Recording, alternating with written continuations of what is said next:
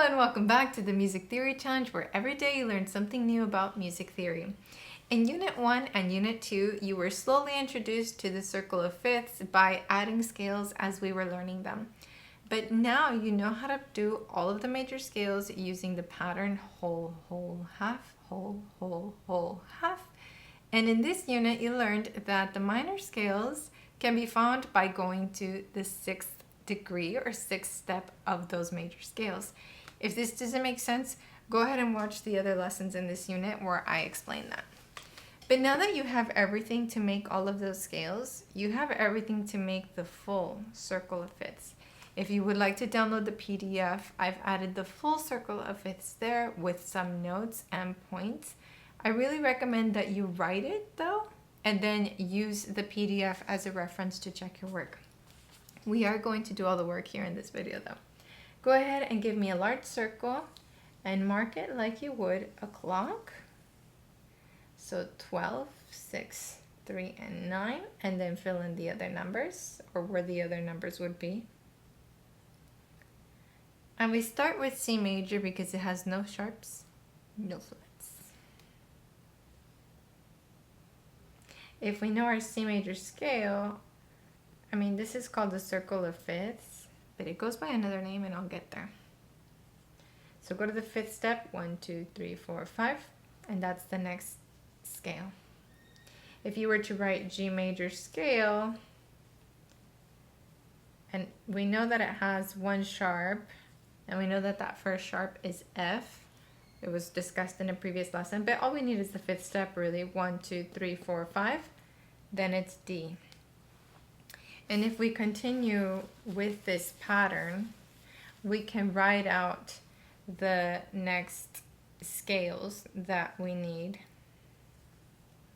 this way.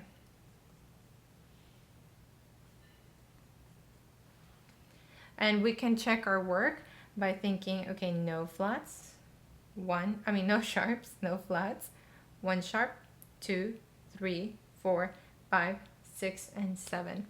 Every scale has 7 unique notes, so this is as far as we can go.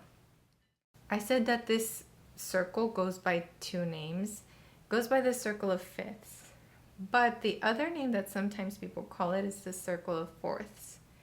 And that's because going clockwise, all of these scales are related by a fifth. But going counterclockwise, they're related by a fourth. Let's take the key of G, for example. We're going to write G.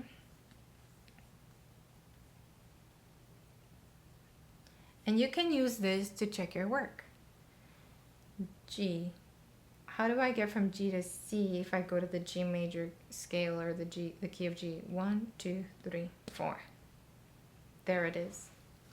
So how can I get this previous key? Well, I write the C major scale.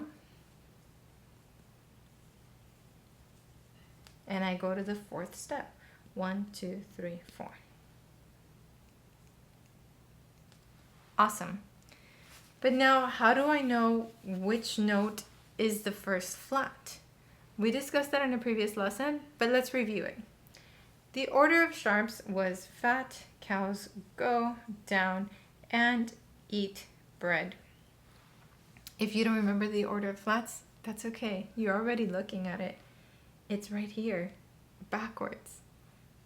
So our first flat is a B flat in the key of F. So if you wanted to write the F major scale for yourself or to get that fourth, F, G, A, B, C, D, E, the first flat is B.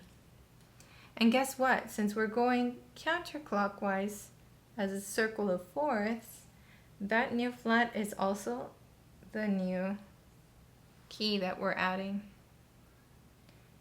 In the key of B flat, there are going to be 2 flats. Let's write out our scale. B, C, D, E, F, G, A. You can add the B if you want to finish. Okay, so we know that the B's are flat. All B's are flat. And kind of fun, our fourth scale degree is always going to be the one that we flat. That's always going to be the new flat. But you can also use the order of flats as your reference. And so that fourth point is our new flat key. So let's write, and we're going to get to use something that we learned in this unit soon. I'm excited for it. E, F, G, A, B, C, D, and if you'd like to add the final E. So F major had one flat, B flat major had two flats, E flat major has three flats. So the order of flats is B, E, A, right? So all B's, all E's, and all A's are flat. But you can also just go to the fourth note and flatten that one. Okay. Next, we've reached the point where there's a C sharp, but in the circle of fifths there is some overlap because we built this week clockwise to where we had 7 sharps. We haven't reached that point with our flats, so we have to keep going and we have to understand that there is some overlap. Here's where you can use your knowledge. If you can turn to the previous day's notes, what was the enharmonic equivalent for C sharp? D flat. And that is the next scale over. What was the enharmonic equivalent for F sharp? G flat. Perfect. And so now we have 1, 2, 3, 4, 5, 6, and this is the only one that's going to be kind of not following the rules, but we're going to call this one a C flat. And this just helps us to technically flatten every single note. So here you have a complete circle of fifths with all of the major keys. Go ahead and come back to the next lesson where we're going to add the minor keys to the circle of fifths. And also use the chat down below or the comments down below to ask me questions. But before you go, now that you have the complete circle of fifths, you could actually go fully around the clock to check that everything is related by fifths going clockwise and that everything is related by fourths going counterclockwise. And for the people who were asking, well, why did you go a fourth, or why did you go this way instead of going fully around when I was teaching? And the reason is that I like to introduce vocabulary and new scales like the easiest first.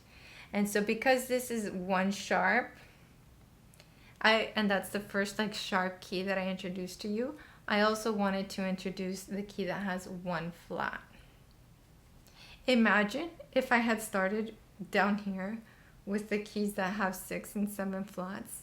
That can be a little bit overwhelming for a beginner. Actually, for a teacher, that's overwhelming. So at least for me. So I wanted to start teaching you with the same order. You know, we have 2 sharps and you add a new sharp to your scale. Same here. I wanted to introduce it slowly, and then once we had the full circle, we could check our work and go completely by fifths this way around. And you also needed to learn the enharmonic equivalents for these. And I didn't want to throw them at you, just unit 1. But now you've been doing this for a few weeks, so I felt more comfortable introducing you to the enharmonic equivalents of these notes and to the full circle of fifths with the major keys. So come back tomorrow where we're going to finish the circle of fifths by adding the minor keys. And remember, there's a PDF for you to download if you'd like to check your work or see more notes. Thank you so much for watching, and I'll see you in the next one. Ciao!